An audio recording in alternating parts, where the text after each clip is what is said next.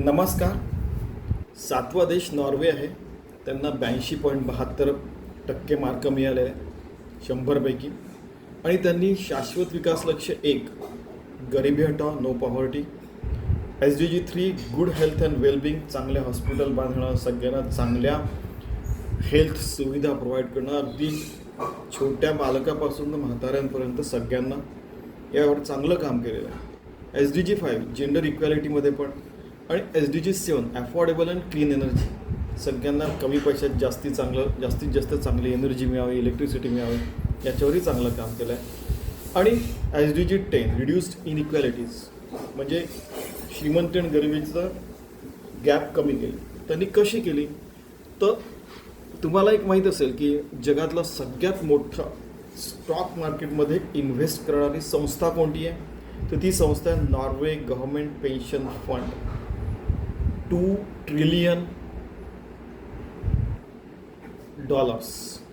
आपल्या भारताची economy $4 trillion आहे. यांचं हे 4 ट्रिलियन आहे. आपल्या इकॉनॉमीच्या अर्धी 50% म्हणजे $2 ट्रिलियन नॉर्वे विविध देशांमध्ये स्टॉक मार्केटमध्ये इन्व्हेस्ट करते. काही लाख डॉलर्समध्ये सुरू केलं, मिलियन्समध्ये गेलं, बिलियन्समध्ये गेले, आता 2 ट्रिलियन झालेली आहे. एवढी दूरदृष्टी बघा की त्या पैशाच्या भरोश्यावर मग ते बरोबर आपलं या सगळ्या सस्टेनेबल डेव्हलपमेंट गोल्समध्ये, शाश्वत विकास लक्ष्यामध्ये ते आपल्या देशाला पुढे आणतात. ठीक आहे, आपण achieving sustainable development goals, going to moon, Mars and beyond हे बघतोय की पृथ्वी तलावरही आणि जिथे कुठे मानवजात राहील तिथे शाश्वत विकास लक्ष्य आणि त्याच्या पलीकडे पण आपण चांगल्या गोष्टी अचीव्ह करू शकू, याबद्दल आपण अलौकिक पद्धतीने अचीव्ह करू शकू याबद्दल विचार करतो. आता नॉर्वेची स्वतःची स्पेस एजन्सी आहे, तिचं नाव नोसा म्हणजे नॉर्वेजियन स्पेस एजन्सी आहे, ऑलरेडी आहे. आणि ती जी एजन्सी आहे ती खूप चांगलं काम करते. जशी आपली नाविक सिस्टीम आहे, GPS लोकेशन करता वगैरे आहे, तशी त्यांची गॅलिलिओ सिस्टीम आहे आणि ती युरोपियन स्पेस एजन्सीची नॉर्वे कंट्रोल करतो. आणि स्पेस सायन्स आणि बऱ्याचशा गोष्टी त्याच्यातल्या ज्या आहेत त्या गॅलिलिओ सिस्टीममध्ये त्या यांच्या कंट्रोलमध्ये आहे. आणि त्याचं कारण असं आहे की ऑलरेडी नॉर्वे आर्क्टिक जवळ राहतो आणि तुम्हाला माहिती आहे ऑरोरा बोरियालिससाठी नंतर मग नॉर्थ पोल आणि साऊथ पोलला, उत्तर ध्रुव आणि साऊथ पोल म्हणजे दक्षिण ध्रुवावर दोन्ही ठिकाणी त्यांचे नॉर्वेचे स्पेस एजन्सीचे दोन्ही ठिकाणी सेंटर्स आहेत. हे तर त्यांच्या देशातच आहे आर्क्टिक जवळ असल्यामुळे. अंटार्क्टिकामध्ये पण एक त्यांचं सेंटर आहे, स्वालबार्ड म्हणून आहे आणि जानमेन आयलँडमध्ये आहे त्यांचं.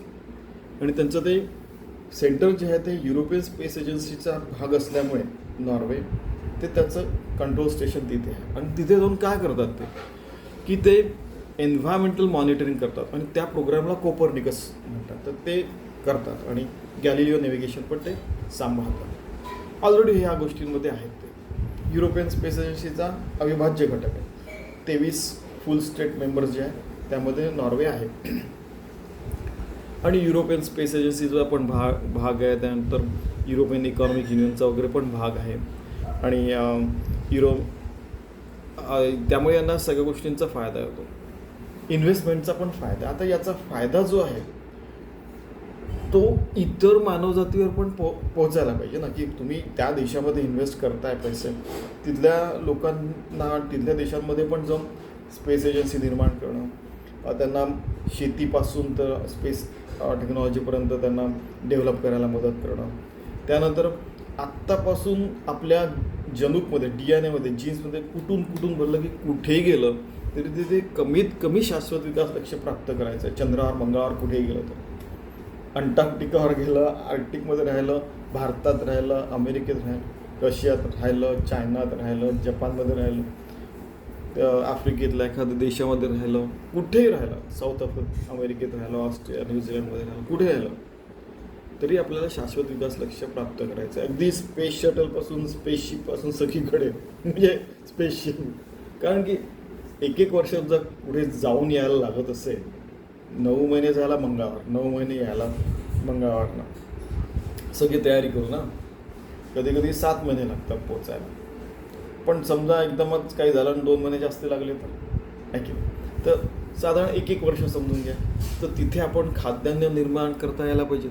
या सगळ्या गोष्टींचा विचार करून त्यांनी आपलं एज्युकेशन सिस्टीम, इंडस्ट्री वगैरे डेव्हलप करायला पाहिजे, दुसऱ्यांनाही मदत करायला पाहिजे, दुसऱ्या देशांनाही मदत करायला पाहिजे. आणि जिथे पुढे जाऊ ते तिथे पण आपण कमीत कमी शाश्वत विकास लक्ष्य प्राप्त करायचं. आणि त्याच्या पलीकडे तर अजून असं काही अंत नाही आहे शाश्वत विकास लक्ष्य, त्याच्या पलीकडे पण जाऊ शकतो. अगदी आत्मज्ञानाच्या पलीकडे पण आहेत बऱ्याच गोष्टी, जशा आपण नेहमी बघतो भारतात. तर तसं या देशाने करायला पाहिजे असं आपल्याला सजेशन आहे, आपलं सजेशन आहे. आपल्याला वाटतं आपल्याला सजेशन. ठीक आहे, देवाचं कार्य समजून आपण त्याच्या चरणी अर्पण करायचं. अजून काय म्हणतो. धन्यवाद.